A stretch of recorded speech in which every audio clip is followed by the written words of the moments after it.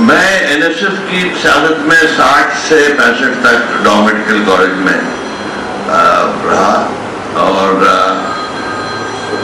میں ابھی کچھ دن پہلے بات کر رہا تھا کہ اسے کہ ورلڈ ویو بنانے میں اور اپنا مقام اس دنیا میں کیا ہے اس کو سمجھنے کے لیے اسٹوڈنٹس پالیٹکس ایک بہت اہم رول ہے اس کا. اس میں ویلیو سسٹم بناتا ہے، وہ ایک غلط اور صحیح جو بھی سمجھتے ہیں آپ اس کی ایک ریزننگ دیتا ہے. وہ آپ یہ جو بند کیا گیا اسٹوڈنٹ یونین، یہ تو ایک عجیب و غریب تماشا کیا گیا.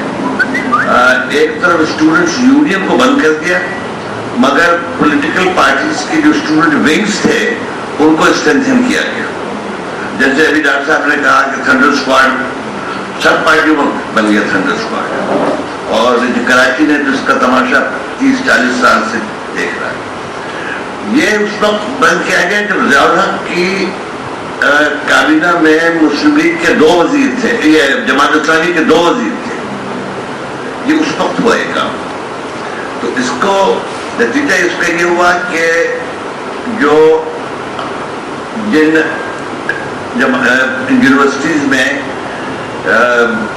2 پارٹیاں تھیں، ایک رائٹ کی ایک لیفٹ کی، وہاں 4-4, 5-5, 6-6 پارٹیاں بن گئی. سیکٹیرین پارٹی بنی، ایتھنک پارٹیز بنی، تو لوگوں کو تقسیم کیا گیا.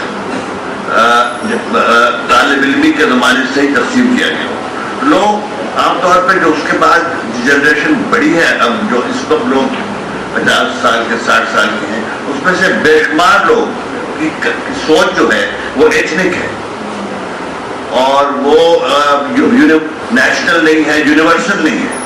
وہ اپنے کو انسانیت کا حصہ بھی نہیں سمجھتے، وہ اپنے کو صرف ایک نیرو ایتھنسٹی کا حصہ سمجھتے ہیں. تو یہ نقصان بہت ہوا ہے اس کام کو روکنے سے اسٹوڈنٹ یونین کو.